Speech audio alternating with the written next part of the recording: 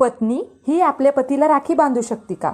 तर त्यामागचीच एक पौराणिक कथा तुम्हाला आज मी सांगणार आहे. रक्षासूत्र म्हणजे जो व्यक्ती आपली सुरक्षा करेल, संरक्षण करेल त्या व्यक्तीला राखी बांधणे होय.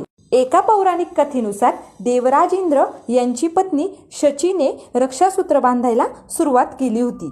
पती देवराज इंद्र यांना जेव्हा वृत्रासुराशी युद्ध करायला जावे लागणार होते तेव्हा तिने आपल्या पतींना राखी बांधली होती. तर रक्षाबंधन हा फक्त बहीण भावामधील सण नसून तर यामध्ये शिष्य आपल्या गुरूंना राखी बांधू शकतात, तसे भक्त त्यांच्या देवाला रक्षासूत्र बांधू शकतात. त्याला आपण देवराखी असे म्हणतो. आणि महाभारतातील एका कथेनुसार द्रौपदीने तिच्या साडीचा पदर फाडून भगवान श्रीकृष्णाच्या कापलेल्या बोटांवर बांधला होता आणि भगवान श्रीकृष्णाने तिचा आदर करून द्रौपदीच्या वस्त्रहरणेच्या वेळी तिचे संरक्षण केले होते.